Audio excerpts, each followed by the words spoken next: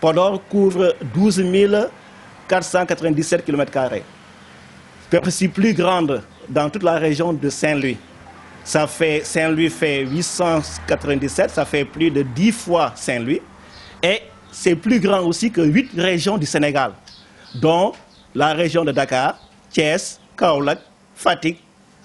Tout ça sont des régions qui sont effectivement plus petites que le département de Podor. Donc là déjà, sur le plan de l'étendue déjà, Podor a tous les atouts pour qu'il soit érigé en région. Autre chose encore sur le plan de la population. Podor, ici, a une population de 435 000 habitants, qui est aussi plus grand que toute la population au niveau de la région, que ce soit Saint-Louis ou bien Dagana.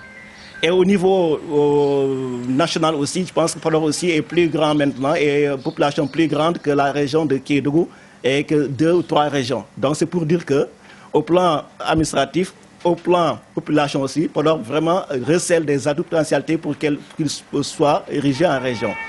Autre chose au plan économique, je vais parler un peu du volet agricole. Comme vous le savez, le Podor c'est le poumon vert du Sénégal. Sur les 240 000 hectares irrigables, terres irrigables de la vallée, les 140 000 sont localisés dans le seul département de Podor. Et sur ces 140 000, alors, seuls presque les 28% des terres aménageables, de terres irrigables sont aménagées. Donc c'est pour dire que déjà, il y a un énorme potentiel agricole qui dort ici, dans ce département. Maintenant, si maintenant le département est érigé en région, effectivement, on pourra avoir plus de moyens, plus d'aménagement alors, pour effectivement afin d'atteindre l'autosuffisance alimentaire au niveau national, que ce soit en riz, en tomates, en oignons. Et il y a une culture, on fait des cultures irriguées, des cultures de djéri, on fait 3 saisons annuellement. Donc c'est pour dire que vraiment les potentialités agricoles sont déjà là. Au plan hydraulique aussi, il y a quand même Podor est bien arrosé.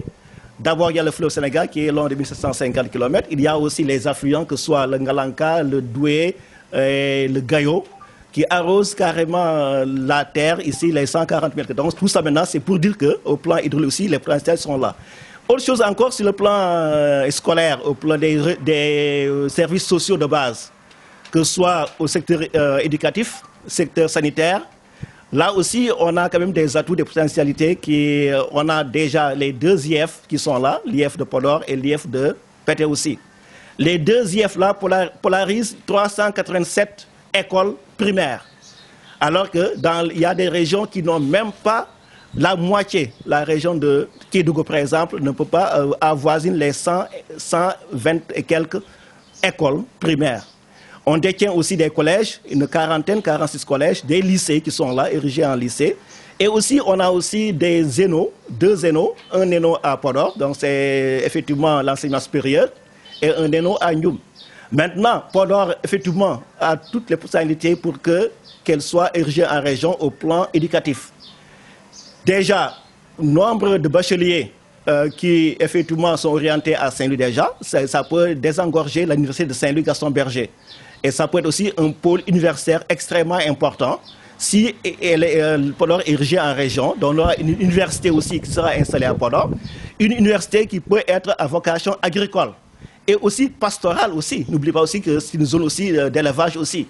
Donc dans le djéri, on élève des bovins, des ovins, des caprins qui sont là maintenant. Je pense que tout ça déjà sont quand même des recettes, des atouts, des potentialités que l'on peut mettre sur la table pour dire effectivement, voici les grands enjeux, les défis auxquels effectivement le Podor peut effectivement relever pour pouvoir être érigé en région administrative. Au plan administratif, la gestion de proximité, c'est important aussi. Parce que là déjà, plusieurs actes d'état civil, que ce soit les cas judiciaires, que ce soit aussi le tribunal régional, tout ça maintenant sont des actes qu'on peut délivrer uniquement à Saint-Louis. Et Saint-Louis est distant de Podor de plus de 200 km. Déjà, la distance là, elle est longue, et puis encore des fois, Podor seulement, mais Podor, il y a aussi la zone du djéri. Ceux qui sont à Tadki, qui sont aussi dans le Bidi, qui peuvent parcourir plus de 300 km pour effectivement rallier la capitale régionale, ou bien rallier la capitale départementale aussi, Podor aussi, de Tadki, ça fait plus de 100 et quelques kilomètres. Donc tout ça, ça fait qu'effectivement, on doit quand même aussi revoir le découpage administratif maintenant, ériger pendant effectivement avoir de nouvelles communes, de nouveaux départements encore pour pouvoir effectivement avoir une gestion de proximité des populations qui peuvent effectivement satisfaire leurs besoins primaires au niveau local.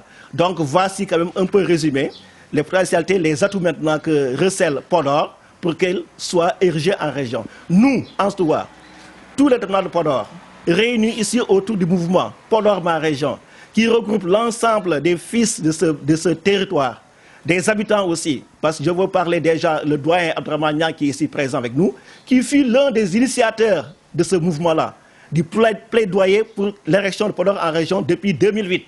Il est là et il est là parmi nous jusqu'à présent. Et il tient à ce que Podor soit érigé en région et on souhaite aussi, lui aussi, qu'il puisse être présent quand Podor sera érigé en région. Donc, il y a des initiatives qui étaient là depuis 2008, 2010, avec aussi El Hadj Babamal, qui est aussi un acteur qui a réussi à défendre aussi ce projet de la régionalisation de Podor aussi.